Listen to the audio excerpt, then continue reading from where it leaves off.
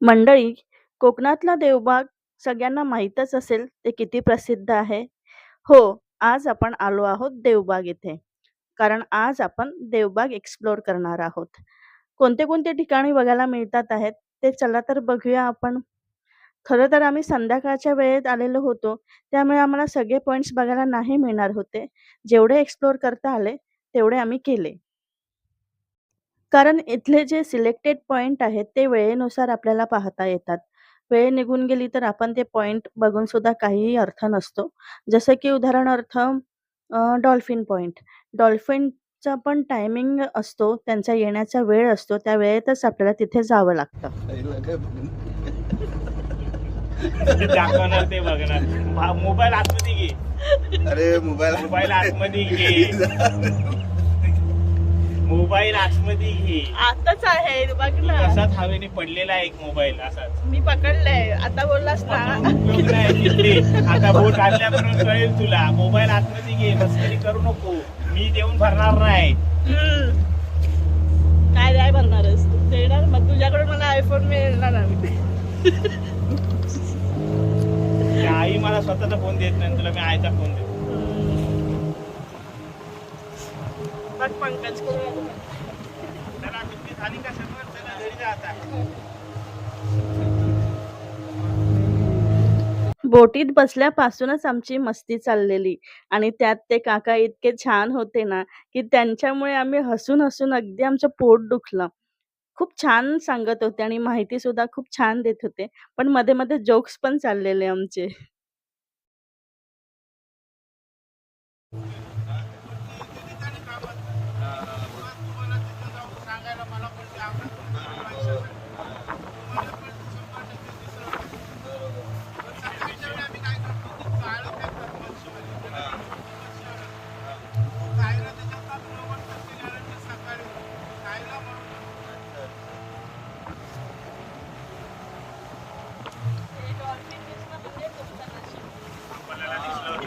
आम्ही बघितलेला हरिहरेश्वर. मला गोव्याला तेव्हा दोनच आलेले नंतर हरिहरेश्वर.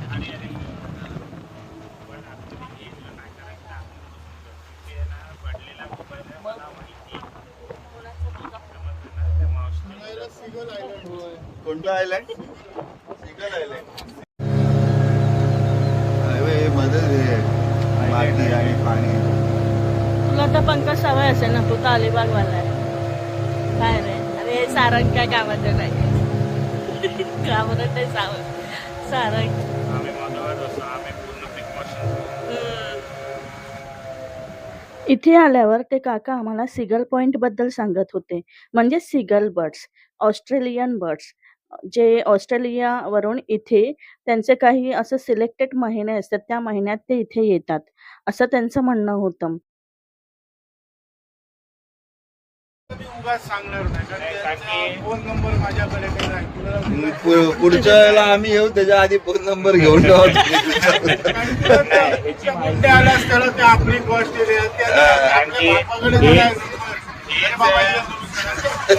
मच्छी खायला नाही, ते बाहेरचे पक्षी आहेत ते. तुम्ही तारली फिशचं नाव ऐकलंच असेल ना?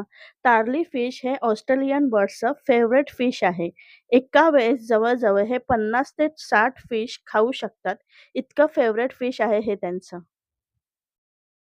शिवाजी महाराजांनी किल्ला बांधला. मी मानत नाही, कारण त्याचे कामगार होते. मेन होता म्हणून शिवाजीचं नाव आहे. बरोबर आहे. मावळ्याने बांधलाय. मावळ्याने. हे काका खरंच खूप मस्त होते आणि बेधडक होते. जे त्यांच्या मनात होते ते त्यांच्या तोंडात होते आणि मी त्यांच्या मताशी सहमत होती. कारण त्यांचं म्हणणं मला पटलं.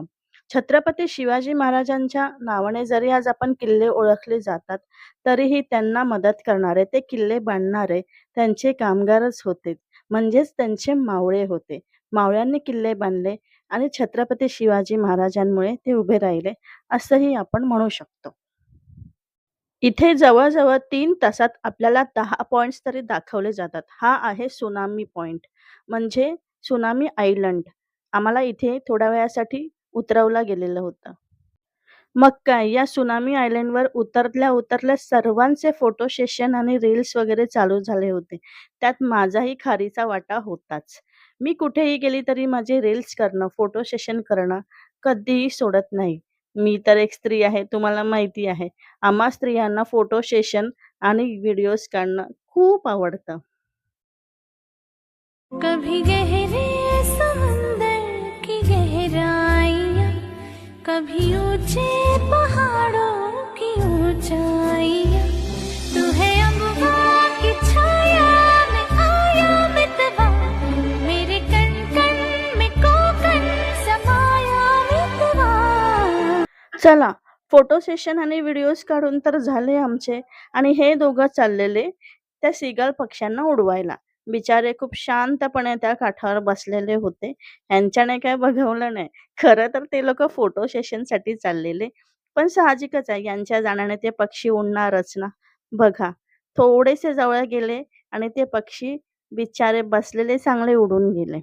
हेच ते सीगल पक्षी जे मगाशी मी तुम्हाला सांगत होती. त्सुनामीच्या लाटांमुळे जी वाळू वाहून आली ना, त्या वाळूमुळे तयार झालेली जागा म्हणजेच त्सुनामी आयलंड असे ते काका म्हणत होते.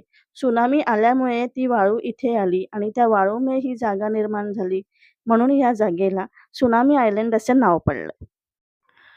खरं तर ही जागा खरंच खूप सुंदर आहे. तुम्ही इथे याल ना, तर तुम्ही जेव्हा स्वतः प्रत्यक्षात कोणत्याही ठिकाणाचा अनुभव घ्याल ना, तेव्हाच तुम्हाला माझं म्हणणं पटेल. इथे जेव्हा आपण उतरतो ना, चारी बाजूला समुद्र आणि मधोमध आपण उभे. जस्ट इमॅजिन किती सुंदर फीलिंग्स असेल ते. आम्ही तर लिटरली अनुभवलं आहे ते. मला तर खरंच इथून जावंसं वाटत नव्हतं. एवढं सुंदर वाटत होतं आणि जिथे मी उतरलेली ना, तिथे तो प्लेस जो होता तो इतका सुंदर होता ना, चारी बाजूने वेढलेलं पाणी आणि आम्ही मधोमध. थोडीशी भीतीसुद्धा वाटत होती, की अचानक भरती आली किंवा काही झालं तर. कारण मी पाण्याला खरंच खूप घाबरते.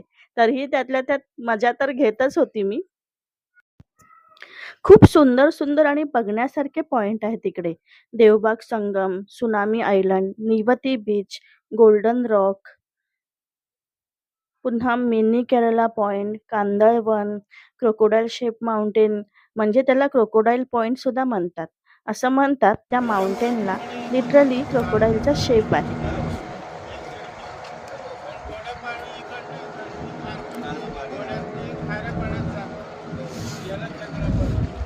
समुद्राच्या लेफ्ट साइडला डोंगर साइड आहे, म्हणजेच तो वेंगुर्ला तालुका आणि राईट साइडला मालवण तालुका. खरं तर आम्हाला डॉल्फिन पॉइंटला सुद्धा जायचं होतं, कारण आम्हाला खरंच डॉल्फिन पाहायचे होते.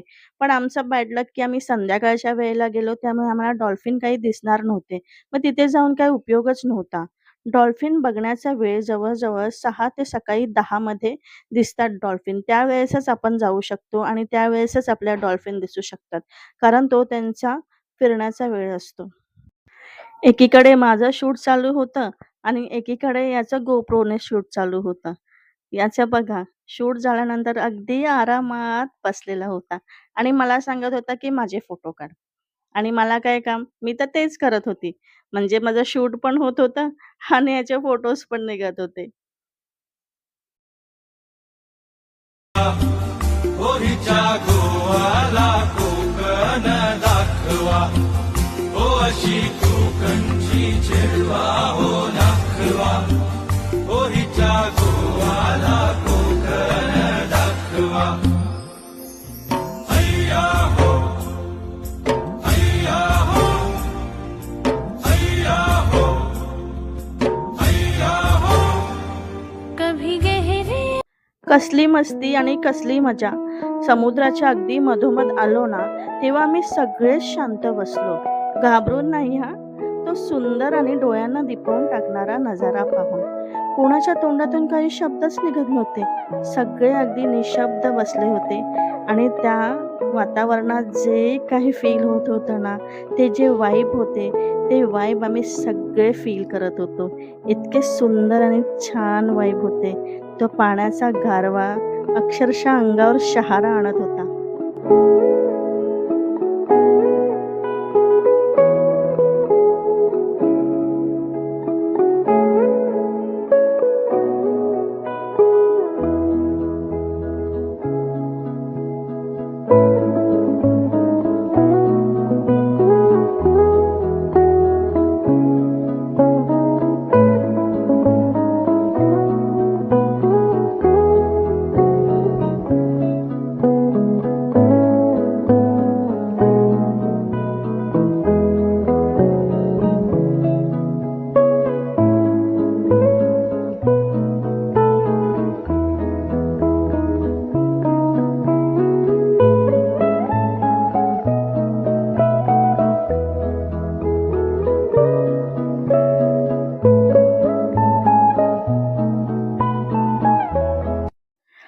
इथे तुम्ही बोट राईड्स पण करू शकता.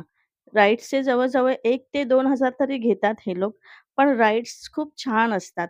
अगदी एक-एक राईड्सवर लोकं मस्त आनंद घेतात आणि खूप मज्जा करतात. सुनामी आयलंडसारखंच अजून एक आयलंड आहे. त्या आयलंडवर बोट थांबवतात आणि तिथे तुम्हाला जवळ-जवळ तुमची नाश्त्याची सुद्धा सोय केलेली असते. म्हणजे अगदी मोदकापासून ते चायनीज फूडपर्यंत तुम्हाला तिथे मिळेल. या सगळ्या गोष्टींची व्यवस्था तिथे केलेली असते आणि तिथूनच तुम्हाला बोट राईड्स पण मिळतात. हालणार आपली आणि आपण समुद्रात आलो. बरोबर आहे. आता या साईडचा भाग आहे ना याला भोगवे गाव म्हणतात इकडे. वेंगुर्ला तालुका चालू झाला या बाजूला. लेफ्टला ना आणि आपण आलो हा देवबाग गाव इथे मालवण तालुका लागतो. आणि इकडचा तालुका वेगळा होतो. हा वेंगुर्ला तालुका भोगवे गाव. चला, समुद्रातून बोटीचा प्रवास तर झाला. खूप फिरलो, खूप मजा केली, खूप एकमेकांना त्रास दिला, खूप सतावला. आता आम्ही आलो बीचवर. कारण बीचवर विशालला थोडं ड्रोनचं शूट करायचं होतं, त्यामुळे आम्ही बीचवर आलो. बीचवर पण थोडाफार फोटोशूट झाला, रील्स काढले, मज्जा केली आणि त्यानंतर थोड्या वेळाने आम्ही आमच्या परतीच्या प्रवासाला निघणार होतो. तरी इथे आम्ही जवळ अर्धा ते पाऊण तास काढला. कारण ड्रोन शूट करायला जागा निवडावी लागते.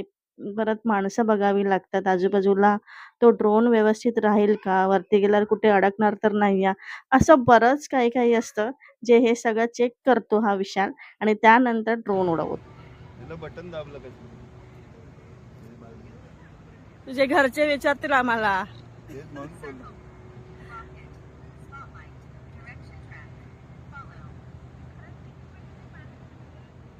ड्रोन उडवण्यासाठी तुम्हाला ओपन प्लेस असणं फार गरजेचं आहे.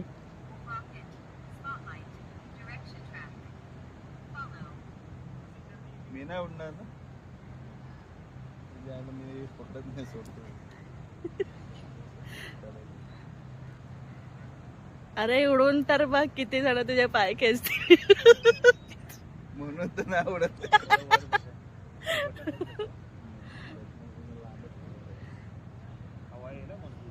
हा काय?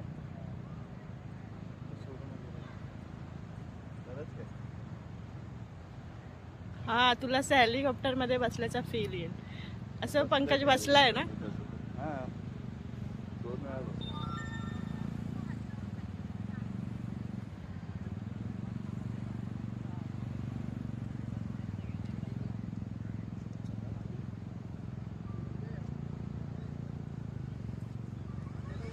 तर मंडळींनो, अशा प्रकारे आम्ही आमचं यो ड्रोन आकाशात उडवलं आणि तो ड्रोन आकाशातून खाली येईपर्यंत आम्ही त्या ड्रोनकडे बघत राहिलो.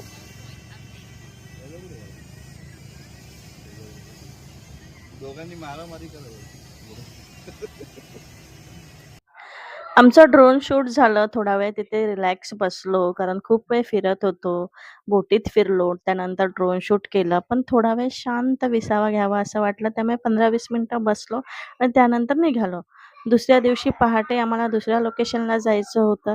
त्यामुळे मस्त सकाळ-सकाळ गरम-गरम असे घावणे होते आणि खोबऱ्याची चटणी. त्याचा आम्ही आस्वाद घेतला. खूप प्रेमाने आणि खूप आनंदाने ते चविष्ट असे आम्ही घावणे खाल्ले आणि त्यानंतर आम्ही आमच्या परतीच्या प्रवासाला निघालो.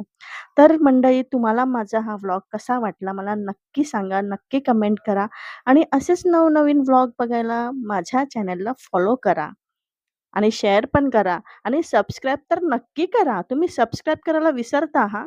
माझे व्हिडिओ व्ह्यूज तर येतात आहेत, पण मला लाईक्स नाही येत आहे. प्लीज माझ्या चॅनलला सबस्क्राईब करा, लाईक करा, फॉलो करा. Thank you for watching.